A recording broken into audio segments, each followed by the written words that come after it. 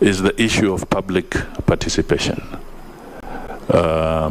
It is a provision in the Constitution, but I would want to appeal to Parliament to give it more thought so that we can refine that area and figure out what is really public participation, what is adequate, what should be the parameters, because it's still vague. We are going by court rulings largely on this matter. I think some help from Parliament to refine this area might be very, very useful so that we can avoid too many delays of critical pieces of legislation as we go forward.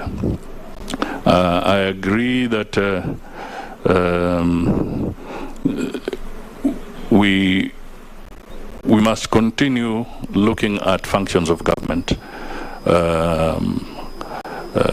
There's wisdom always from a different perspective when creating the structures and functions of government. All I can say now before this committee is that it's now going on record that there may be need going forward to review some of the functions and maybe where they are domiciled. I would not want to say that the Executive Order number 1 is cast in concrete.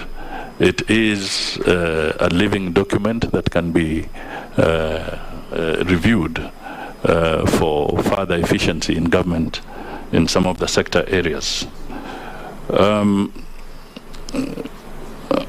I want to state that we must once again take Parliament very seriously. We must take the reports of the Auditor Generals very seriously. We must work in collaboration to help some of the critical independent institutions with the necessary resource. The Auditor General's office needs a lot of support. The budgetary allocation over the last few years has not been commensurate with the kind of tasks that they have. Just the way we saw that the judiciary needed more support, I think also institutions and offices like the Auditor General will need more support because their role of providing audits in a timely manner for all public entities, including county governments, is a very tall order, and they need to be resourced appropriately, financially, technologically, and even in terms of human resource. So these are critical areas.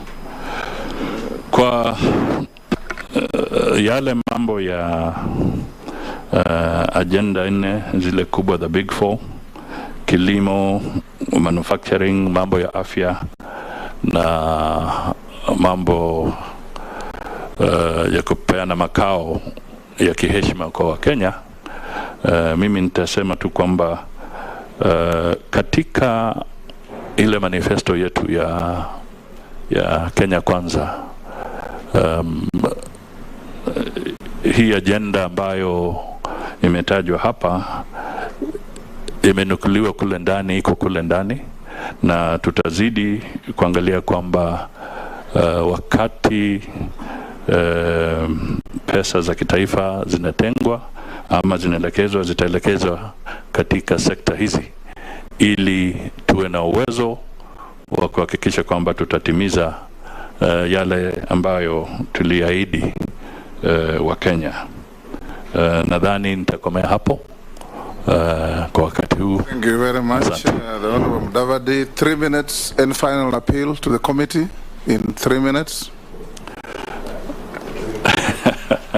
My prayers are that you find me suitable to work with you and to work with other Kenyans in delivering service to the people of Kenya. I just want to emphasize that in my role, I want to have a very strong interface with Parliament so that we can find common solutions.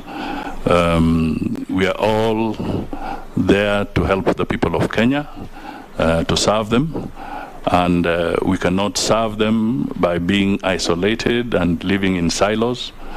We must be able to cross the aisle and talk to each other.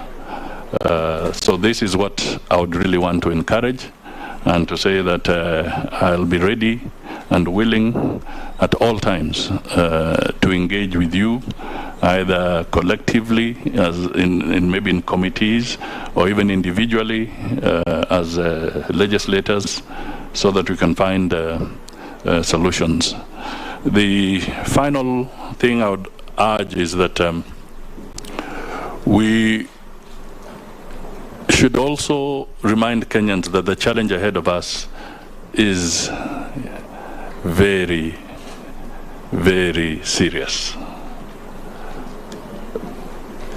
It's not a game of flattery to the Kenyan people. It's a question of being honest, being truthful, getting the right information to make decisions, so that we can restore, Mr. Chairman, let us restore trust in government. Let it not be a government of rumor mongering. This is what we want to try and avoid. We want to have an open government. We want to be able to have the facts on the table. Principles of accountability, transparency must be at the forefront of what we do. And also, when looking at the budgets, I would just plead with the Parliament that help us to eliminate something that I kept on calling in my campaigns budgeted corruption. Budgeted corruption. This is something that we all need to fight and deal with. Up to this day, the person I'm going to meet at the railway station will still want to know, why would a product cost 100 shillings in the kiosk, and when the government is procuring the same product, it costs 1,000. We must find a way of dealing with this issue. So I'm appealing to members of Parliament that as we go, let's work together, because the executive cannot find these solutions on its own. We have to work together.